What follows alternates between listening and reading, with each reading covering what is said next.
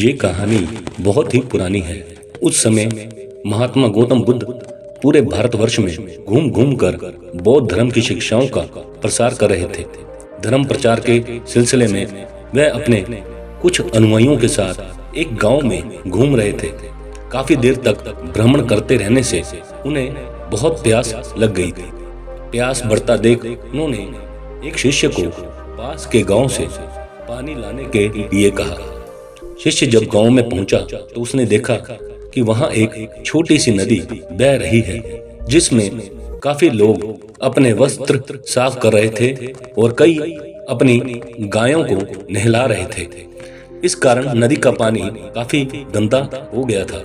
शिष्य को नदी के पानी का ये हाल देखकर लगा कि गुरु जी के लिए ये गंदा पानी ले जाना उचित नहीं होगा। इस तरह वह बिना पानी के ही वापस आ गया।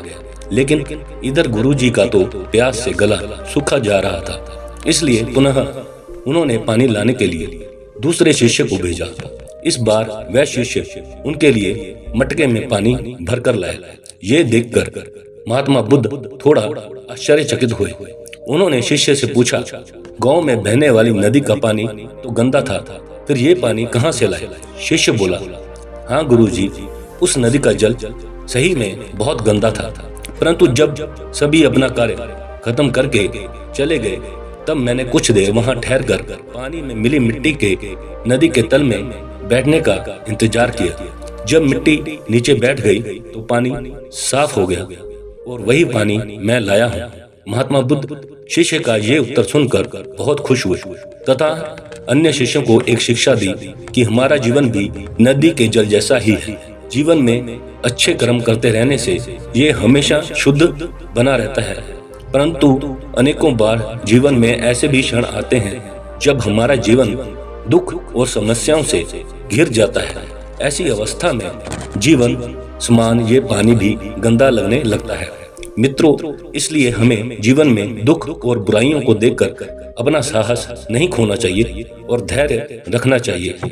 गंदगी समान ये समस्याएं सब ही धीरे धीरे खत्म हो जाती हैं। ये कहानी महात्मा गौतम बुद्ध के जीवन के एक महत्वपूर्ण पहलू को उजागर करती है, जो उनके द्वारा सिखाई जाने वाली शिक्षा और धैर्य का महत्व बताती है।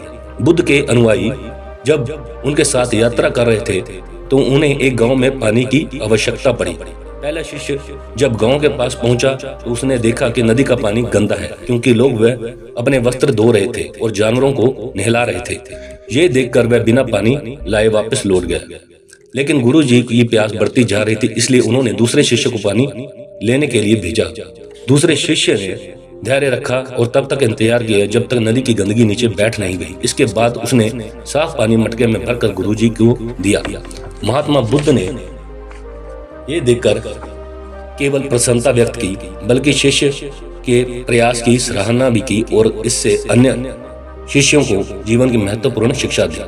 बुद्ध ने यह बताया कि हमारा जीवन भी इस नदी के जल की तरह है।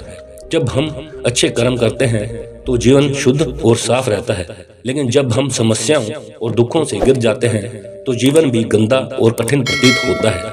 ऐसे समय में धैर्य और शांति बनाए रखना आवश्यक है, क्योंकि समय के साथ समस्याएं भी नदी की गंदगी की तरह नीचे बैठ जाती हैं और जीवन फिर से साफ हो जाता है। ये कहानी हमें सिखाती है कि जीवन में कठिनाइयों के समय में हमें धैर्य और साहस बनाए रखना चाहिए। समस्याएं समय के साथ सुलझ जाती हैं और हमें निरंतर अपने कर्मों पर ध्यान देना चाहिए, ताकि हमारा जीवन हमेशा शुद्ध और शांतिपूर्ण बना रहे।